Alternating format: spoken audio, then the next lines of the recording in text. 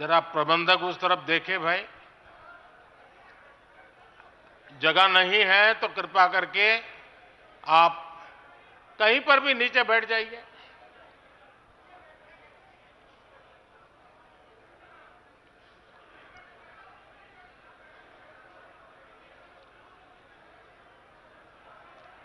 भारत माता की, भारत माता की।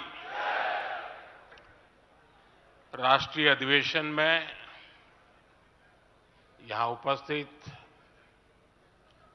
और देश के कोने कोने से जुड़े प्रत्येक भाजपा कार्यकर्ता का मैं अभिनंदन करता हूं।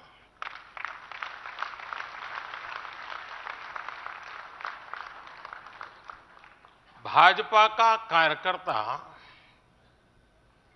साल के हर दिन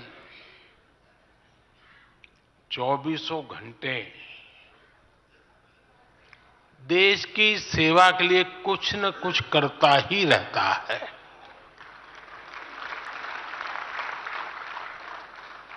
लेकिन अब अगले 100 दिन नई ऊर्जा, नया उमंग, नया उत्साह, नया विश्वास, नए जोश के साथ काम करने का है। आज 18 फरवरी है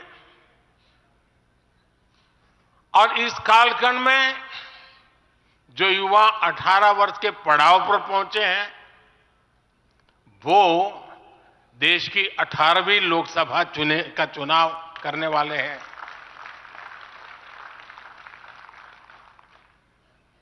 अगले 100 दिन हम सबको जुट जाना है, हर नए वोटर तक पहुंचना है, हर लाभार्थी तक पहुंचना है, हर वर्ग, हर समाज, हर पंथ, परंपरा, सब लोगों के पास पहुंचना है। हमें सबका विश्वास हासिल करना है।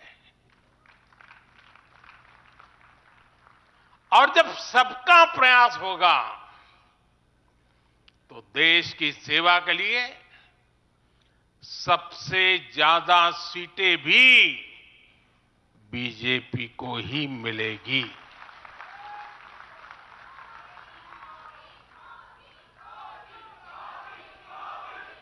और आज कल मुझे पदाधिकारियों के साथ बैठने का अवसर मिला। कल दोपहर से आप सबके साथ बैठने का अवसर मिला। मैं नड्डा जी को और उनकी पूरी टीम को और आप सबको बधाई देता हूं। जब मैं पदाधिकारियों की बैठक में साल भर के काम का रिपोर्टिंग सुन रहा था,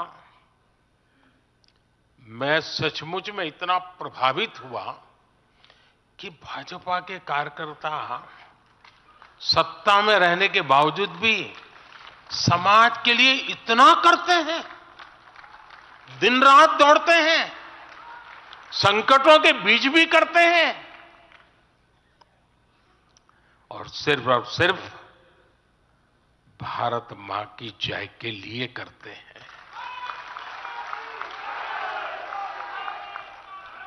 ये 2 दिन भी जो चर्चा हुआ, विचार विमर्श हुआ है, देश के उज्जवल भविष्य के लिए हमारे संकल्प को दृढ़ करने वाली हर बातें हुई है। मैं इस भव्य आयोजन के लिए, प्रेरक विषयों के लिए आप सबको भी, देश भर के कार्यकर्ताओं को भी नड्डा जी के माध्यम से सबका अभिनंदन करता हूं। साथियों, आज मैं समस्त देशवासियों की तरफ से संत शिरोमणि आचार्य श्री 108 पूज्य विद्यासागर जी महाराज को श्रद्धापूर्वक, आदरपूर्वक नमन करते हुए श्रद्धांजलि देता हूं। उनके संलेखन समाधिस्थ होने की सूचना मिलने के बाद उनके अनुयायी शोक में हैं, हम सभी शोक में हैं। और मेरे लिए तो यह एक व्यक्तिगत क्षति जैसा है। वर्षों तक मुझे व्यक्तिगत रूप से अनेक बार उनसे मिलने का, उनके दर्शन करने का, उनके मार्गदर्शन प्राप्त करने का अवसर मिला है। कुछ ही महीने पहले ऐसा ही मन कर गया था, मेरे प्रवास कार्यक्रम को बदल करके बहुत सुबह सुबह मैं उनके पास पहुंच गया था। तब पता नहीं था कि मैं दोबारा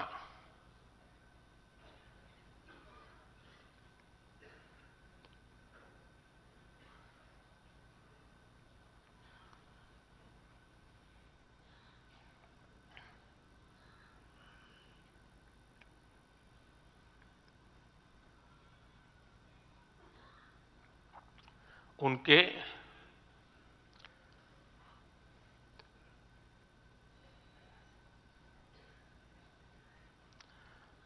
दर्शन नहीं कर पाऊंगा।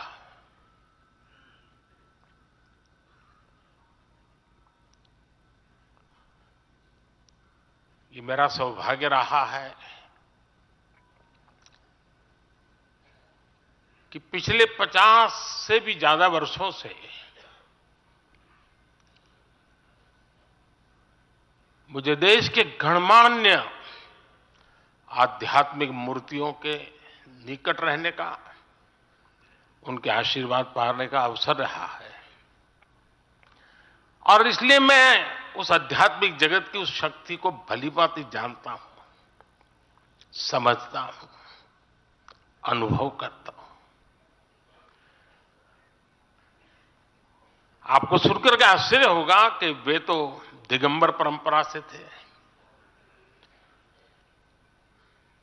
उनका जीवन कैसा होता है हम जानते हैं, लेकिन शायद ही कोई ऐसी महत्वपूर्ण घटना ऐसी नहीं होगी या मेरी तरफ से कुछ महत्वपूर्ण किसी काम में मेरा संबंध आया हो,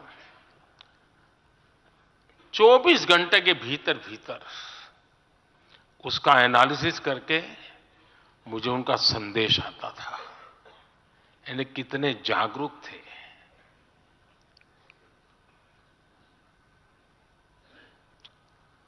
और अपनी विराट आध्यात्मिक यात्रा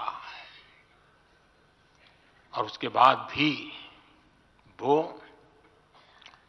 हम सबको हमेशा प्रेरणा देते रहे हैं। जीवन भर उतनी सौम्यता के साथ उनका लोगों को मिलना, उन्होंने हमारे युवाओं को परंपराओं से जोड़ा, गरीबों तक शिक्षा और स्वास्थ्य की सुविधाएं पहुंचाई। उनका पूरा जीवन उस व्यक्ति के लिए प्रेरणा जैसा है जिसने गरीबों और वंचितों के लिए काम करने का संकल्प लिया है। आज जब भारत प्रगति के पथ पर आगे बढ़ रहा है, मुझे विश्वास है कि उनके सिद्धांत और उनका आशीर्वाद ऐसे ही भारत भूमि को प्रेरणा देता रहेंगे। साथियों, पिछले 10 वर्षों में भारत ने जो गति हासिल की है, बड़े लक्ष्यों को प्राप्त करने का जो हौसला पाया है, यह अभूतपूर्व है साथियों। और इसलिए नहीं कि मैं कह रहा हूं, दुनिया गाजे बाजे के साथ बोल रही है। भारत ने आज हर क्षेत्र में जो ऊंचाई हासिल की है, उसने हर देशवासी को एक बड़े संकल्प के साथ जोड़ दिया है। और ये संकल्प है विकसित भारत का। अब देश न छोटे सपने देख सकता है और देश न अब छोटे संकल्प ले सकता है। सपने भी विराट होंगे, संकल्प भी विराट होंगे। और ये हमारा सपना भी है, हम सबका संकल्प भी है कि हमें भारत को विकसित बनाना है। और इसमें अगले 5 वर्षों की बहुत बड़ी भूमिका होने जा रही है। अगले 5 साल में भारत को पहले से भी कई गुना तेजी से काम करना है। अगले 5 साल में हमें विकसित भारत की तरफ एक लंबी छलांग लगानी है। लेकिन भाई और बहनों, सारे लक्ष्यों की प्राप्ति के लिए पहली शर्त है सरकार में भाजपा की जोरदार वापसी।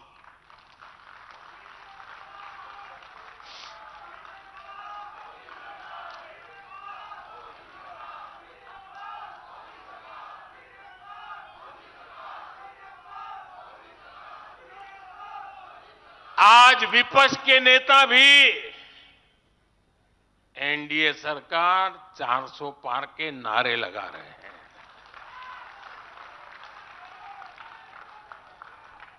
और एनडीए को 400 पार कराने के लिए भाजपा को 370 का माइलस्टोन पार करना ही होगा।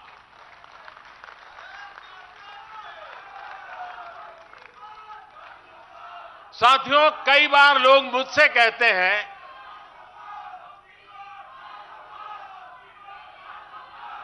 मुझे कहते रहते कि अरे मोदी जी, आपने इतना तो सब कुछ कर लिया, जो बड़े बड़े संकल्प आपने लिए वो तो पूरे कर लिए, अब क्यों इतनी भागदौड़ करनी।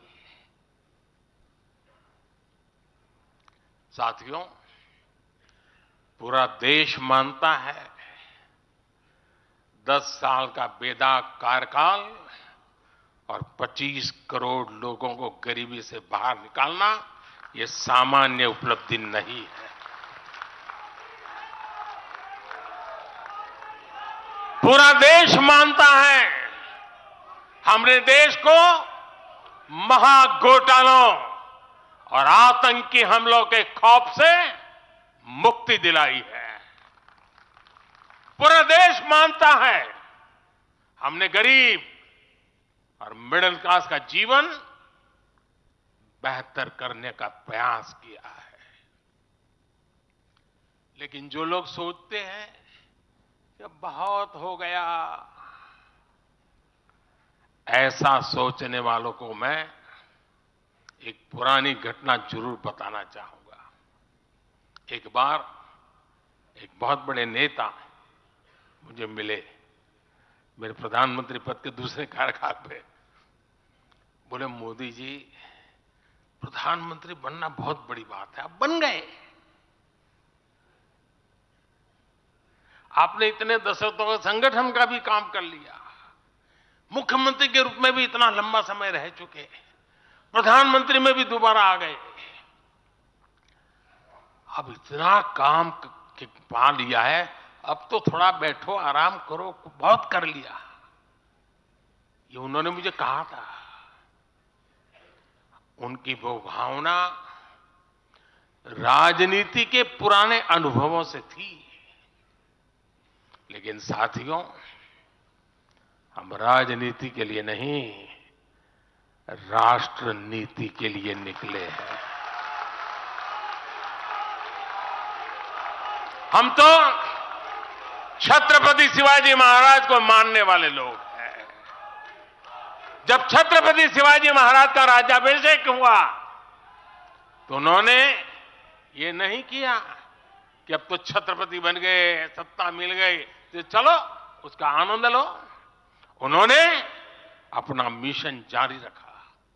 ऐसे ही उनसे प्रेरणा लेकर के मैं अपने सुख वैभव के लिए जीने वाला व्यक्ति नहीं हूं।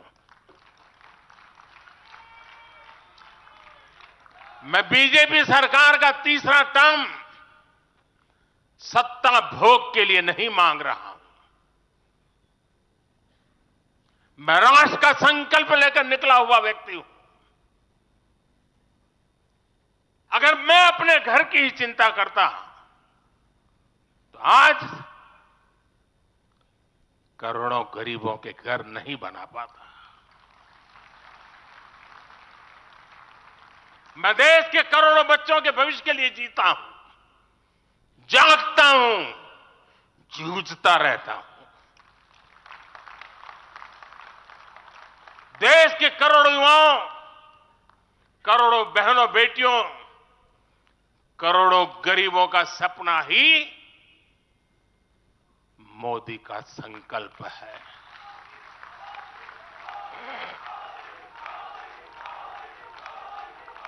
और इस संकल्प की पूर्ति के लिए ही हम सब सेवा भाव से दिन रात एक कर रहे हैं। 10 वर्षों में हमने जो हासिल किया, साथियों, वो तो एक पड़ाव मात्र है। मंजिल तक पहुंचने का एक नया विश्वास है। अभी हमें देश के लिए, कोटि कोटि भारतीयों के लिए,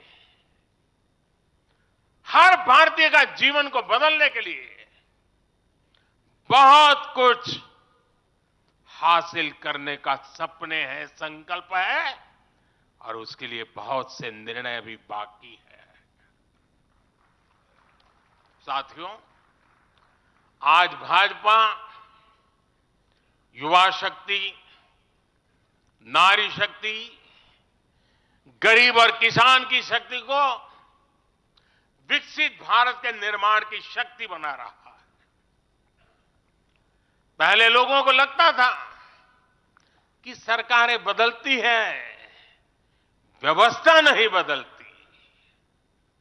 हमने सच्चे अर्थ में सामाजिक न्याय की भावना से हर व्यवस्था को पुरानी सोच, पुरानी अप्रोच से बाहर निकाला।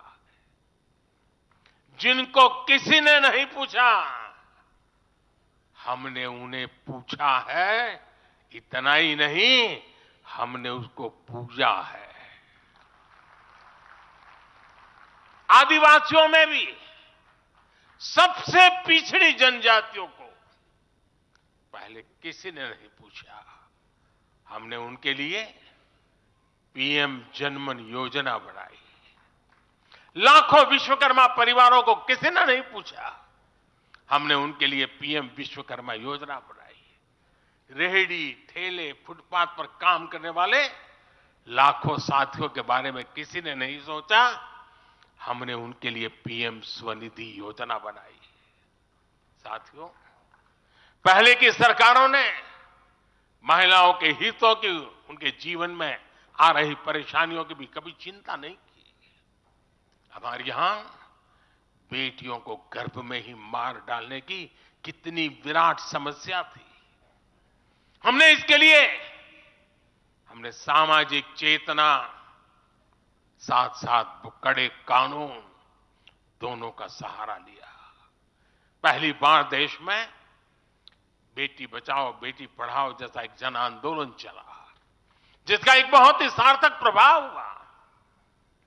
हमने बालिकाओं के, महिलाओं के पोषण पर विशेष बल दिया। हमने पोषण अभियान चलाया ताकि गर्भवती महिलाओं को उचित मदद मिल सके। स्वस्थ महिला ही स्वस्थ संतान को जन्म दे सकती है।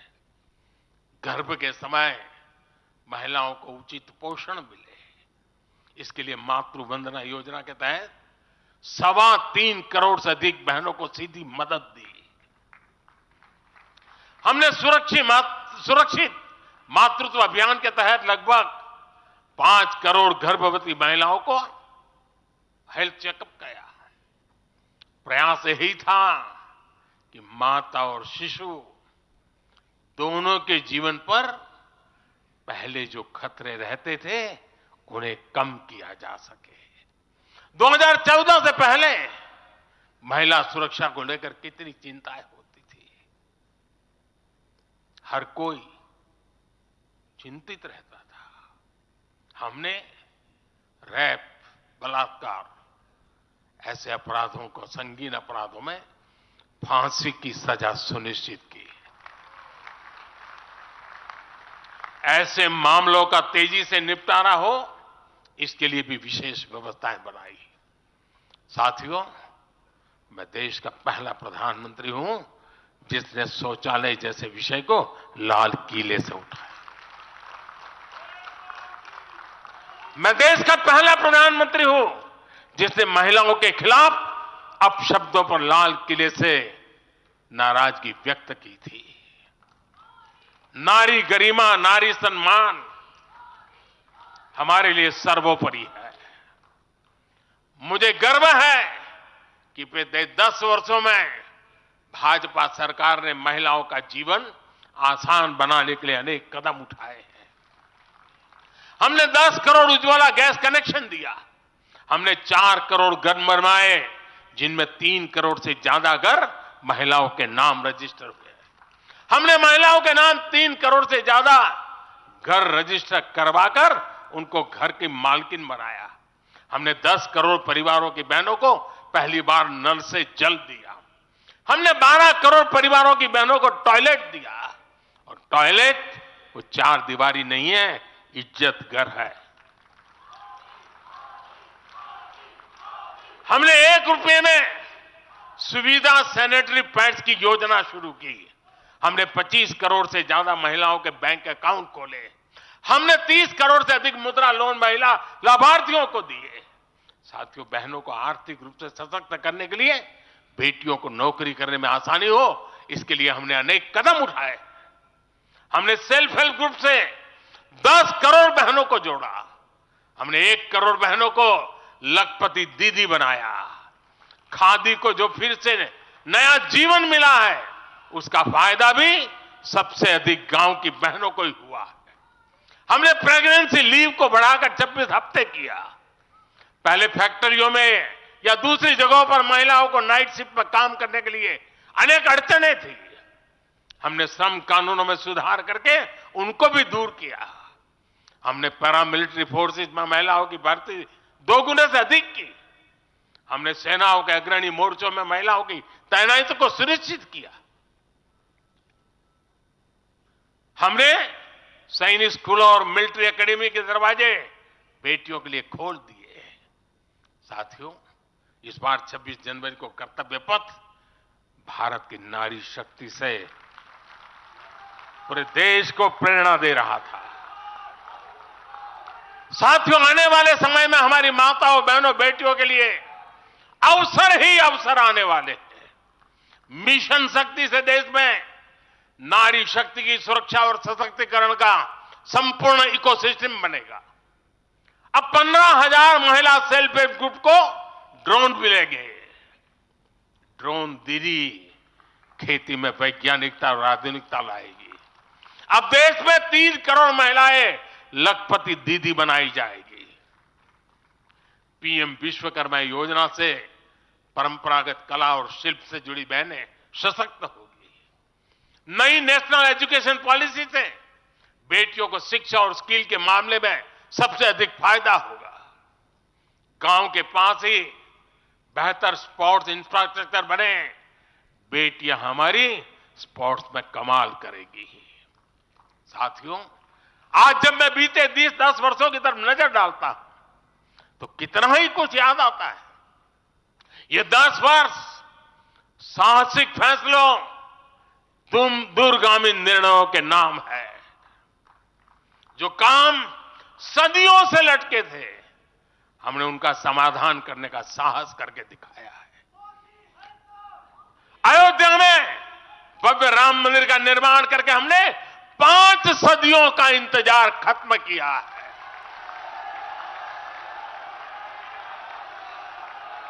गुजरात के पावागढ़ में 500 साल बाद धर्म ध्वजा फहराई गई है। 7 दशक बाद हमने करतारपुर साहिब राहदारी खोली है। 7 दशक के इंतजार बाद देश को आर्टिकल 370 से मुक्ति मिली है। लगभग 6 दशक बाद राजपथ कर्तव्य पथ के नए स्वरूप में सामने आया है। 4 दशक बाद आखिरकार 1 रैंक 1 पेंशन की मांग पूरी हुई है। 3 दशक बाद आखिरकार देश को नई राष्ट्रीय शिक्षा नीति मिली है। 3 दशक बाद आखिरकार लोकसभा और विधानसभा में महिलाओं को आरक्षण मिला है। 3 तलाक की बुराई के लिए विरुद्ध कड़ा कानून बनाने का साहस भी हमने दिखाया है। दशकों से नए संसद भवन की जरूरत महसूस हो रही थी, उसे हमने ही पूरा किया। यह प्रत्येक भाजपा कार्यकर्ता का सौभाग्य है कि वैसी अनेक सिद्धियों का निमित्त बन सके। साथियों, कोई भी देश हो, वो अपना भविष्य तभी संवार सकता है जब वह अपने इतिहास को सहज कर रखता है। बीते वर्षों में भारत ने अपने इतिहास को सहेजा भी है, संवारा भी है। हमने नेशनल वॉर मेमोरियल का निर्माण किया। हमने राष्ट्रीय पुलिस स्मारक बनाई। हमने अंडमान में नेताजी सुभाष और परमवीर चक्र विजेताओं के नाम पर द्वीपों का नामकरण किया। हमने दांडी में नमक सत्याग्रह का आधुनिक स्मारक का निर्माण किया। हमने बाबा साहब आंबेडकर से जुड़े पंच तीर्थ को विकसित किया। हमने रांची में भगवान बिरसा मुंडा की स्मृति में म्यूजियम बनाया। सरदार पटेल को समर्पित स्टैच्यू ऑफ यूनिटी हमारे कार्यकाल में बनी। 31 अक्टूबर को राष्ट्रीय एकता दिवस हमारी सरकार ने घोषित किया। 15 नवंबर को जनजातीय गौरव दिवस के रूप में घोषित करने का अवसर हमें मिला। 14 अगस्त को विभाजन विभीषिका दिवस के रूप में याद करने का निर्णय हमारी सरकार ने लिया। 26 दिसंबर को हमने साहिबजादों की स्मृति में वीर बाल दिवस घोषित किया। 26 नवंबर को संविधान दिवस घोषित करने का फैसला भी हमारी सरकार ने किया और 21 जून को संयुक्त राष्ट्र इंटरनेशनल योगा डे भी हमारी ही सरकार के प्रयासों से घोषित किया। साथियों, विपक्ष के हमारे दल भले ही योजनाओं को पूरा करना न जानते हो, लेकिन झूठे वादे करने में इनका कोई जवाब नहीं रहा है। बावजूद इसके आज एक वायदा करने से ये सारे राजनीतिक दल घबराते हैं। एक भी राजनीतिक दल के मुंह से नहीं सुना होगा आपने। जो वायदा हम कर रहे हैं ना, इसका जिक्र तक करने का उनमें सामर्थ्य नहीं है।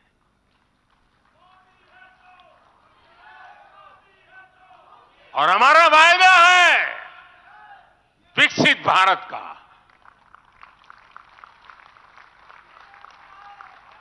इन लोगों ने स्वीकार कर लिया है कि ये लोग भारत को विकसित नहीं बना सकते।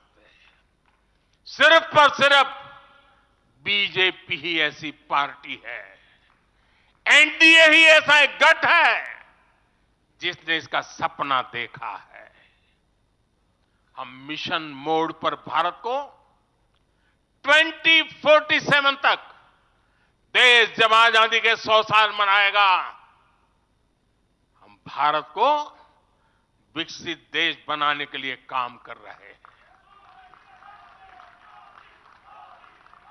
हमने तीसरे टर्म में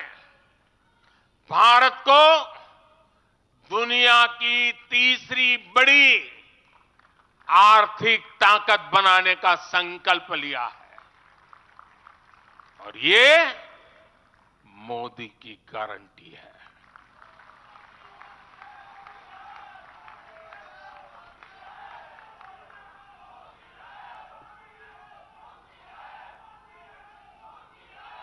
और जब मैं भारत को तीसरी आर्थिक ताकत बनाने की बात करता हूं तो उसका मतलब भी बहुत गहरा है।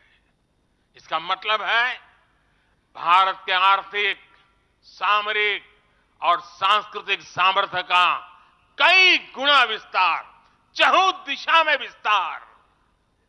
साथियों, हम इसके लिए कितनी तेजी से काम कर रहे हैं, इसका हिसाब लगाना भी जरूरी है। भारत को, यह आंकड़ा याद रखिए, भारत को $1 ट्रिलियन की अर्थव्यवस्था बनने में लगभग 60 साल लगे थे। 60 साल। 2014 में जब देश ने हमें अवसर दिया तो 2 ट्रिलियन मार्क भी बहुत बड़ा लग रहा था, लेकिन 10 वर्षों में हमने अपनी अर्थव्यवस्था में $2 ट्रिलियन और जोड़ दिया। एक के लिए 60 साल, 10 साल में 2 और जोड़ दिया। जब भारत दुनिया की 11वें नंबर की अर्थव्यवस्था था और 11 से 10 पर आने में दम उखड़ गया उनका, हम 11 से 5 पर ले आए। अर्थव्यवस्था जब 11 नंबर पर थी तब इंफ्रास्ट्रक्चर का बजट सिर्फ 2 लाख करोड़ रुपए भी नहीं बन पाता था। आज भारत 5वें नंबर की अर्थव्यवस्था है तो भारत का इंफ्रा बजट 11 लाख करोड़ को पार कर चुका है। इसी वजह से आज गरीबों को 1 करोड़ों घर बन रहे हैं। आज गरीबों के घर तक पानी पहुंच रहा है। आज देश में रिकॉर्ड मेडिकल कॉलेज, अस्पताल, यूनिवर्सिटीज बन रहे हैं। गांव तक की सड़कें बन रही हैं। जब भारत दुनिया की टॉप 3 अर्थव्यवस्थाओं में आएगा तो आप कल्पना कर सकते हैं कि विकास कार्यों के लिए हमारे पास कितनी ज्यादा पूंजी होगी। इसलिए भारत के टॉप 3 इकोनॉमी में आने का मतलब है भारत के हर परिवार का जीवन स्तर सुधरेगा। भारत के हर परिवार की आय बहुत अधिक बढ़ जाएगी। भारत का पब्लिक ट्रांसपोर्ट और आधुनिक बनेगा। भारत में रोजगार के लिए नए सेक्टर खुलेंगे, रोजगार के और ज्यादा मौके मिलेंगे। भारत के युवाओं को भारत में ही फंडिंग के ज्यादा से ज्यादा अवसर आएंगे। भारत की महिलाओं को हर मोर्चे पर आगे बढ़कर नेतृत्व करने का मौका मिलेगा। हमारे किसान लेटेस्ट टेक्नोलॉजी से जुड़कर काम करेंगे। कृषि उत्पाद में वैल्यू एडिशन करेंगे। लोगों की जीवन बेहतर बनाने के लिए देश में पर्याप्त संसाधन और आवश्यक व्यवस्थाएं मौजूद होगी। साथियों, मुझे खुशी है कि आज विकसित भारत अभियान की बागडोर भी भारत के युवाओं ने संभाली है। पिछले 1.5 साल में विकसित भारत के संकल्प से जुड़े सुझावों के लिए, और लोगों को ऐसा लगता होगा कि हम बात पता, ऐसा नहीं है। इस पर हम 1.5 साल से चुपचाप काम कर रहे हैं। सरकार की मशीनरी को लगाया है और आपको जानकर के खुशी होगी, अब तक 15 लाख लोगों से ज्यादा लोगों ने विकसित भारत कैसा हो, रोडमैप कैसा हो, इनिशिएटिव कैसे हो, नीतियां कैसी हो, इसमें विचार विमर्श हुआ है। लोगों ने अपने आइडियाज दिए हैं और आपको जानकर के और खुशी होगी, इन 15 लाख में से आधे से ज्यादा वो लोग हैं जिनकी उम्र 35 से कम है। पूरी युवा सोच के साथ हम आगे बढ़ रहे हैं। इन लाखों युवाओं ने विकसित भारत का रोड मैप सुझाया है। साथियों, युवा ऊर्जा से भरा हुआ भारत आज अपने लिए बड़े लक्ष्य तय कर रहा है और जो लक्ष्य तय करता है अपनी आंखों के सामने उसे प्राप्त भी करता है। हम 2029 में 2029 में भारत में यूथ ओलंपिक के लिए तैयारी कर रहे हैं।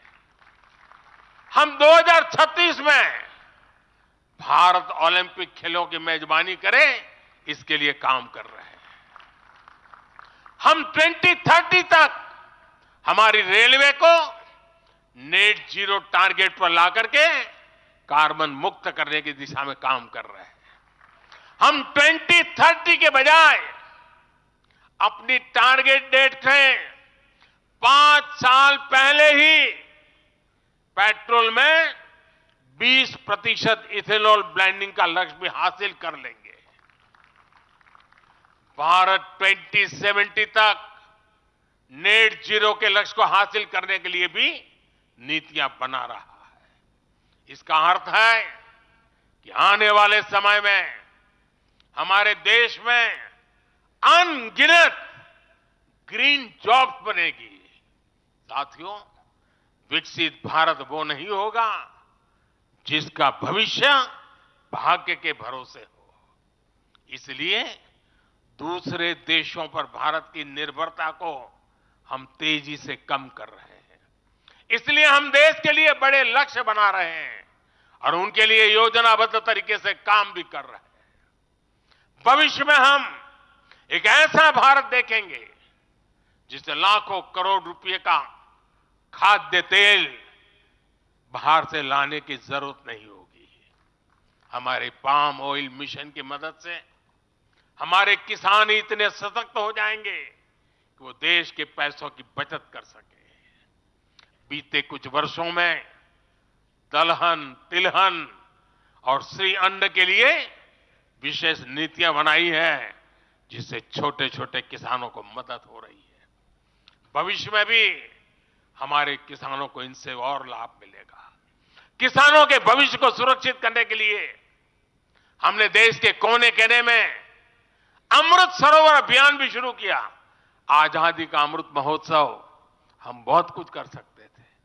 हम दिल्ली के अंदर कोई एक बड़ा ताबूत खड़ा कर दे के नाम लिखवा सकते थे कि आजादी के अमृत काल में मोदी जी ये बना के गए।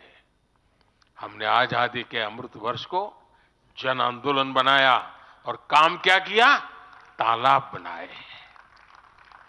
हर गांव में जब तालाब बनते हैं ना, वो किसान को सुरक्षित करते हैं, शुद्ध पानी की गारंटी देते हैं, जमीन उर्वरक बना देते हैं। लंबे भविष्य को सोच करके ऐसे काम हम करते हैं। और इस अभियान के तहत देश में अब तक 60,000 से ज्यादा नए सरोवर बनाए जा चुके हैं। 60,000 तालाब, शायद ही किसी सरकार के नसीब में इतना बड़ा काम करने का सौभाग्य आया होगा। ये सरोवर जल सुरक्षा सुनिश्चित करने में किसानों की मदद करेंगे। आज ग्रीन हाइड्रोजन से जुड़े अभियान और सोलर रूफटॉप मिशन के कारण देश रिन्यूएबल एनर्जी के क्षेत्र में भी तेजी से आगे बढ़ रहा है। बहुत जल्द भारत दुनिया का सेमीकंडक्टर हब बनेगा और इससे पूरी दुनिया में नई कंप्यूटिंग रिवॉल्यूशन को भी भारत गति देने का निमित्त बनने वाला है। पोर्ट लेड ग्रोथ से पब्लिक ट्रांसपोर्ट तक आने वाले समय में हर क्षेत्र को नई ऊंचाई मिल सकेगी। साथियों, भाजपा आज देश का एकमात्र दल है जो एक भारत श्रेष्ठ भारत की भावना के प्रति इतना आग्रही भी है और इतना समर्पित भी है। मैं पिछले महीने के अपने अनुभवों को भी कभी भूल नहीं सकता। इस दौरान मुझे भगवान श्री राम से जुड़े कई स्थानों में भ्रमण करने का अवसर मिला। मेरा 11 दिन का अनुष्ठान चल रहा था। उस अनुष्ठान के दरमियान मैं नासिक, लेपाक्षी, त्रिप्रयार, श्रीरंगम, रामेश्वरम, धनुषकोडी, मैं इन जगहों पर एक सामान्य साधक के तौर पर गया था। इस दौरान मुझे दक्षिण भारत के विभिन्न क्षेत्रों में लोगों से जो स्नेह मिला, आशीर्वाद मिले,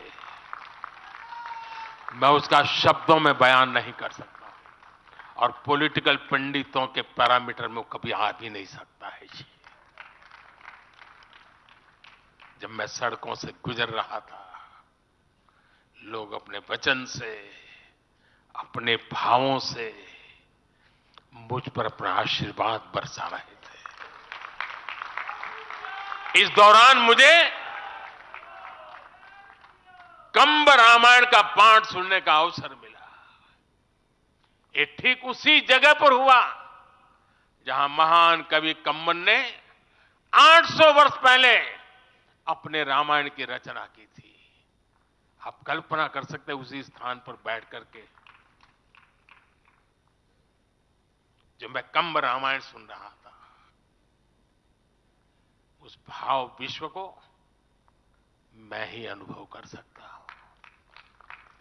एक ऐसा अद्भुत क्षण था जिसमें एक भारत श्रेष्ठ भारत की भावना पूरी तरह समाहित थी। मुझे विश्वास है कि आप सभी ने भी कम अधिक मात्रा में इसे महसूस किया होगा। हम हमेशा विभिन्न तरीके से देशवासियों को करीब लाने का निरंतर प्रयास करते हैं। एकता के सूत्र में बांधने के लिए हमारी कोशिश रहती है। चाहे संयुक्त राष्ट्र में पहली बार जाकर के कोई तमिल में बोलता है, जगत गुरु बसवेश्वरा का संदेश दूर दूर तक पहुंचाने के लिए हम लेके जाते हैं। काशी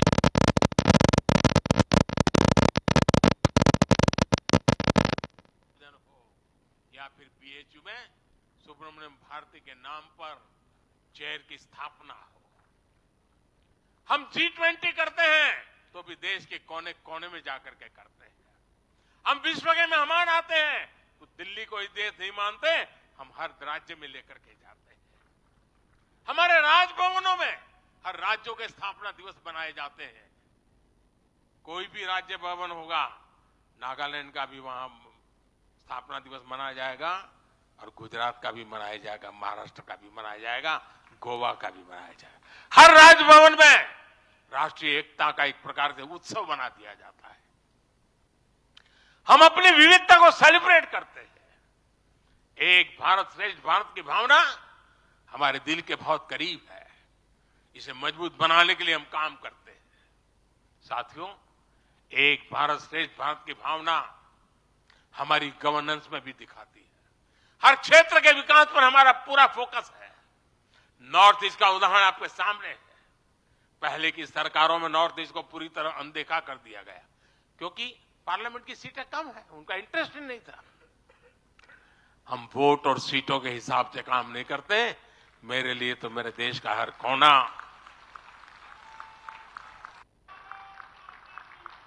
समृद्ध हो, विकसित हो, ये हमारा भाव है। आज चाहे सियाचिन हो या फिर देश के आकांक्षी जिले हो, कोई हमसे दूर नहीं है। वो गांव जिन्हें पहले आखिरी गांव कहा जाता था, हमारे लिए देश के वो पहले गांव बन गए। और मेरे सारे कैबिनेट के मंत्री उन गांवों में रात बिता करके आए। कुछ मंत्रियों को तो -15 डिग्री में रात को रुकना पड़ा वहां, क्योंकि हम आत्मसात करना चाहते हैं। हमारे लिए देश का हर हिस्सा महत्वपूर्ण है। हर हिस्से पर हमारा फोकस है।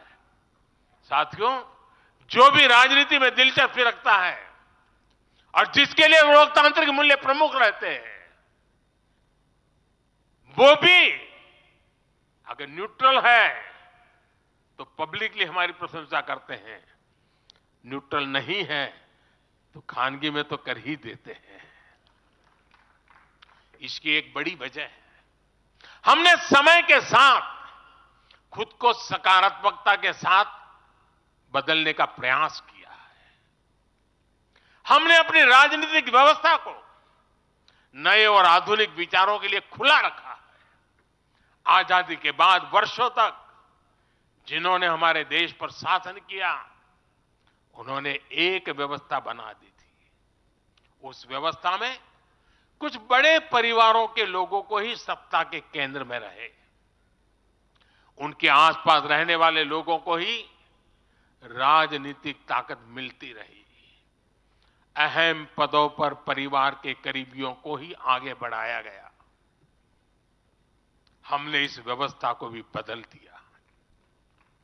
हमने नए लोगों को मौका दिया कि वो हमारी व्यवस्था का हिस्सा बने और परिणाम ला करके दिखाएं।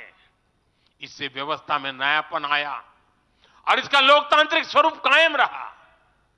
हमारी कैबिनेट में रिकॉर्ड संख्या में नॉर्थ ईस्ट के मंत्री हैं। नागालैंड से पहली बार एक महिला राज्यसभा में सांसद बन गई है। हमें गर्व है कि हमने पहली बार त्रिपुरा के व्यक्ति को काउंसिल ऑफ मिनिस्टर्स के अंदर स्थान दिया है। पहली बार हमारी सरकार में अरुणाचल प्रदेश को कैबिनेट मिनिस्टर मिला है। पहली बार गुर्जर मुस्लिम को राज्यसभा के लिए नॉमिनेट किया गया है। हमारी सरकार में ही गोवा से कैबिनेट मंत्री बनाया गया। हमें गर्व है कि हम बीजेपी के एक ऐसी संस्कृति का हिस्सा हैं जो मंत्रालय में रिकॉर्ड ओबीसी प्रतिनिधित्व सुनिश्चित किया जाता है। अमित भाई ने इसका विस्तार से वर्णन किया, इसलिए मैं ज्यादा उसके ऊपर नहीं कहना चाहता हूं। साथियों, हमारी सरकार सबके लिए है। सबका साथ, सबका विकास हमारे काम से ही झलकता है। हमें गर्व होता है जब करतारपुर साहिब कॉरिडोर के द्वारा लाखों सिख श्रद्धालुओं की आध्यात्मिक इच्छाएं पूरी होती है।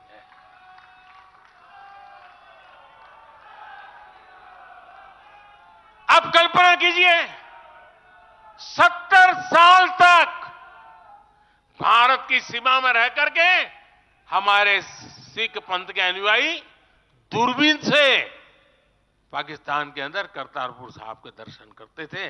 हमने रास्ते खोल दिए दोस्तों। अब वो स्थिति बदल गई है। हमने लंगर की वस्तुओं से जीएसटी भी हटा दिया। हमने स्वर्ण मंदिर के लिए एफसीआर रजिस्ट्रेशन सुनिश्चित किया, जिससे विदेशियों को सेवा करने का अवसर मिला है। पहली बार वीर बाल दिवस मनाकर हमने सत्य और न्याय के लिए बलिदान देने वाले साहसजादों को, शौर्य को सम्मान दिया। आज केरल का बच्चा भी जानता है कि साहबजादे का बलिदान कैसा था। नागालैंड का बच्चा भी जानता है कि साहबजादों ने कितना बड़ा बलिदान दिया था। साथियों, अफगानिस्तान से भी गुरु ग्रंथ साहब के स्वरूपों को पूरे सम्मान के साथ भारत लाए। इसके साथ ही हमारी सरकार ने हज की प्रक्रिया में सुधार करके यात्रा को सुविधाजनक बनाया। आज बिना महरम के हज करना भी संभव हुआ है। इससे महिलाओं के लिए भी हज करना आसान हुआ और हजारों महिलाएं गई। साथियों, 2014 में जब मैंने शपथ ली तो हमारे कई आलोचक कहते थे, मोदी जी एक राज्य के बारे उनका क्या अनुभव है, इतना बड़ा देश, इतनी बड़ी दुनिया, ये मोदी क्या करेगा, कैसे करेगा। ठीक है, गुजरात चलाया होगा, लेकिन वो सब सोचने देख लें, विदेश नीति को लेकर बड़ी बड़ी बातें कही जाती थी। अभी मैं कुछ दिन पहले ही यूएई और कतर से जाकर के आया हूं। तमाम देशों से हमारे रिश्ते कैसे मजबूत हैं, ये आज दुनिया देख रही है। आज पश्चिमी एशिया के देशों से हमारे संबंध अब तक की सबसे मजबूत स्थिति में है। 2015 में जब मैं यूएई गया था पहली बार, आप हैरान हो जाएंगे, मेरे पहले 34 साल तक देश का प्रधानमंत्री वहां नहीं गया था। सोचिए किस तरह हमने उस पूरे क्षेत्र को छोड़ रखा था। कांग्रेस की सरकारें पूरे वेस्ट एशिया को सिर्फ पाकिस्तान के संदर्भ में देखा करती थी। उन्हें भारतीयों की शक्ति और उनके विश्वास पर भरोसा ही नहीं था। लेकिन आज भारत इस क्षेत्र से संबंधों का नया अध्याय लिख रहा है। पहले लोग सोचते थे कि बस तेल का इंपोर्ट कर लेते हैं और यहां से कुछ लेबर भेज देते हैं ताकि उनको रोजी रोटी मिल जाए। लेकिन अब ऐसा नहीं है। आज ट्रेड, टेक्नोलॉजी, टूरिज्म ऐसे अनेक क्षेत्रों में हमारे संबंध बहुत बेहतर हैं और हम निरंतर विकास कर रहे हैं। यहां तक कि अरब के 5 देशों ने मुझे अपना सर्वोच्च सम्मान तक दिया है। यह सम्मान मोदी का नहीं है, 140 करोड़ भारतीयों के सामर्थ्य का सम्मान है।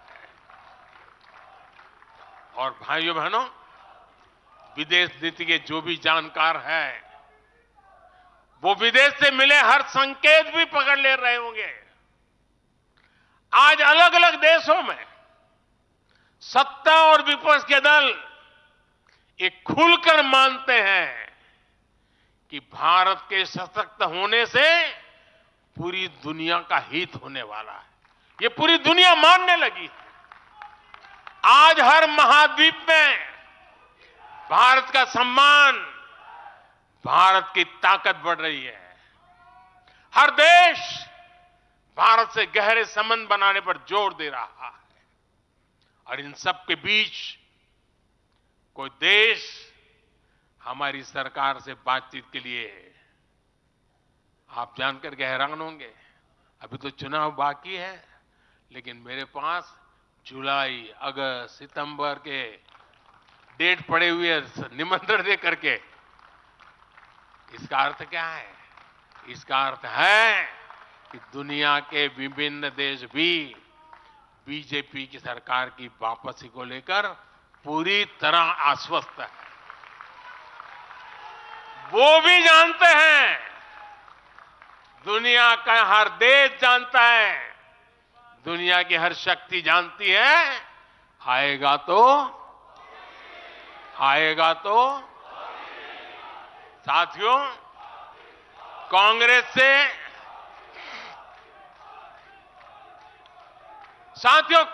से देश को बचाना, देश के हर नागरिक को बचाना, हमारे बच्चों का, हमारे युवाओं का भविष्य बचाना बीजेपी के प्रत्येक कार्यकर्ता का दायित्व है। कांग्रेस का ट्रैक रिकॉर्ड हम सभी के सामने है। कांग्रेस अस्थिरता की जननी है। कांग्रेस परिवारवाद की जननी है।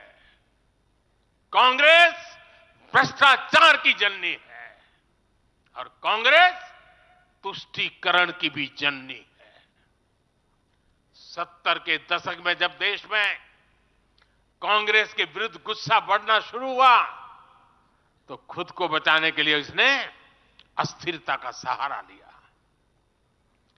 हर नेता की सरकार कांग्रेस ने अस्थिर की। आज यहां प्रस्ताव के समय इसकी चर्चा आई है, तो मैं ज्यादा उसके लिए कहता नहीं हूं। आज भी ये लोग अस्थिरता पैदा करने के लिए नई नई साजिशें कर रहे हैं। इन लोगों ने मिलकर जो गठबंधन बनाया है, उसकी भी यही पहचान है। कांग्रेस के पास विकास का एजेंडा नहीं है, फ्यूचर का रोड मैप नहीं है। ये देश को कभी भाषा के आधार पर तो कभी क्षेत्र के आधार पर बांटने में जुटे हुए हैं। साथियों, कांग्रेस का एक सबसे बड़ा पाप ये रहा है कि वो देश की सेनाओं का मनोबल तोड़ने से भी पीछे नहीं रहे। भारत की राष्ट्रीय सुरक्षा और सामरिक शक्ति को नुकसान पहुंचाने में कांग्रेस ने कोई कसर नहीं छोड़ी है। जब भी देश के रक्षा क्षेत्र में कोई बड़ा काम हुआ, जब हमारी सेनाओं ने कोई उपलब्धि हासिल की, कांग्रेस ने हर बार उन पर सवाल उठाए।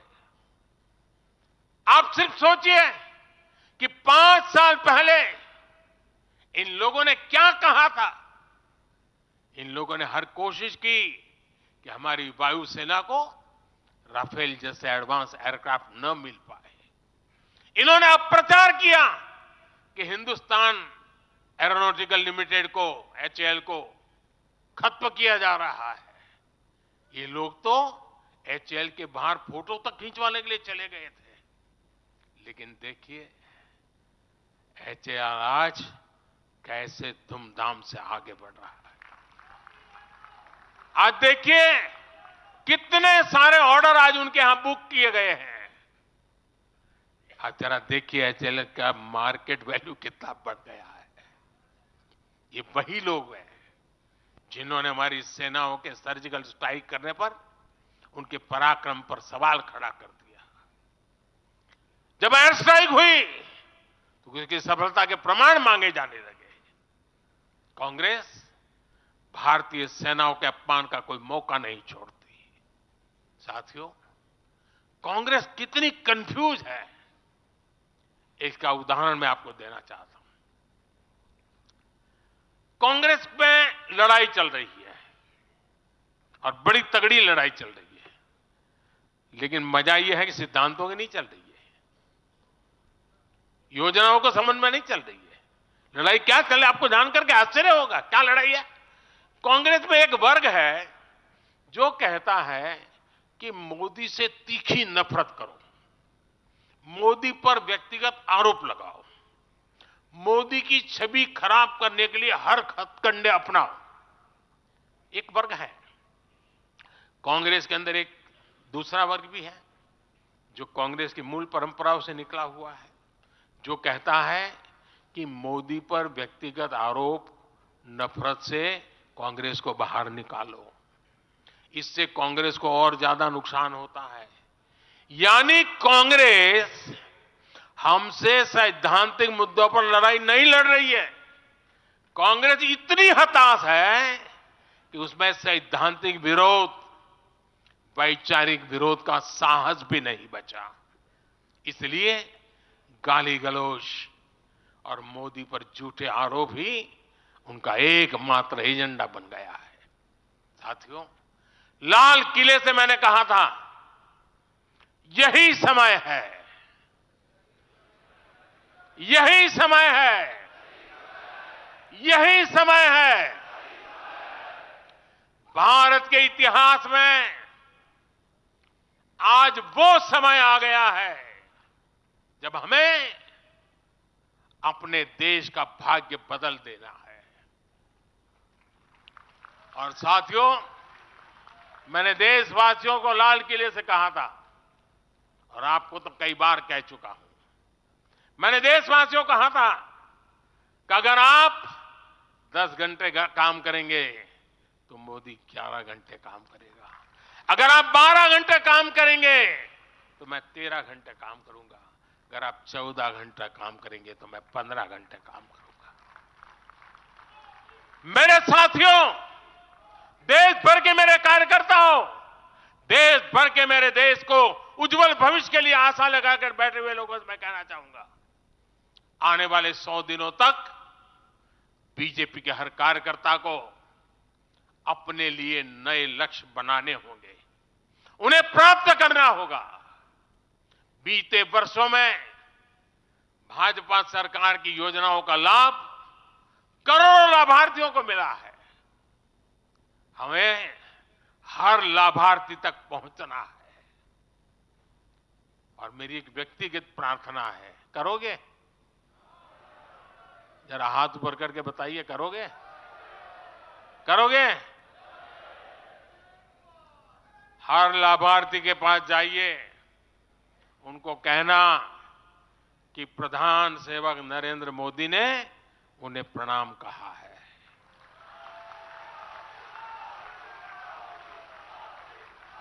और इसमें आपको नमो ऐप से भी बहुत मदद मिलेगी। आप नमो ऐप के जरिए मेरा प्रणाम और मेरी चिट्ठी उन लाभार्थियों तक जरूर पहुंचाएंगे।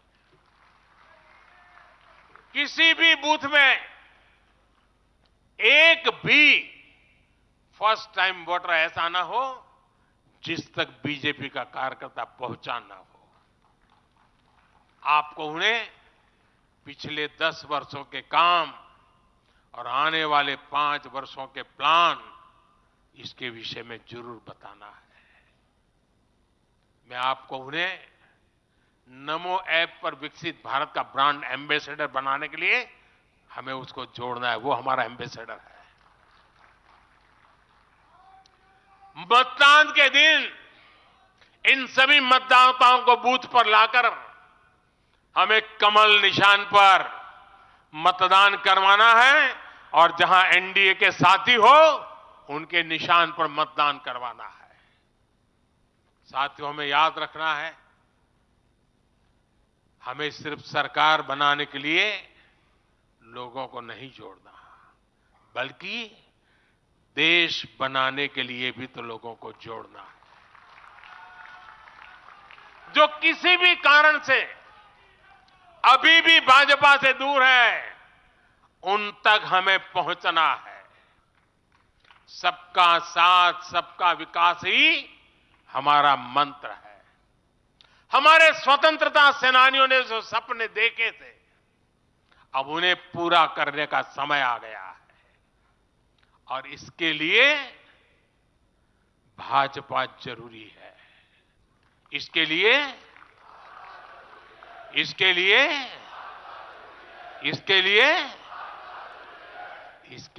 भाजपा सरकार जरूरी है।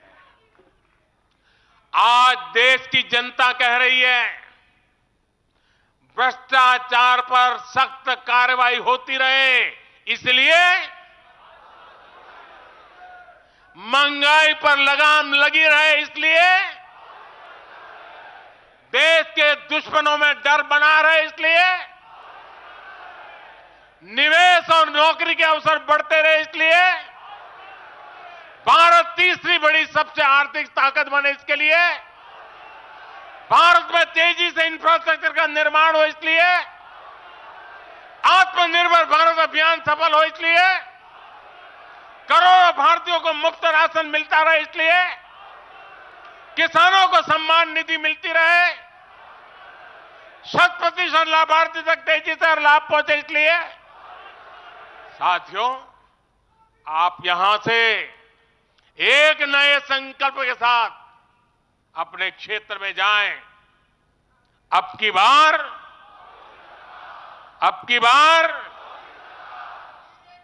400 पार, अब की बार इस मिशन पर हमें जुट जाना है। आप सबको मेरी तरफ से अनेक अनेक शुभकामनाएं हैं। मेरे साथ बोले, भारत माता की, भारत माता की, भारत माता की। मैं समझता हूं अभी वंदे मातरम होने वाला है।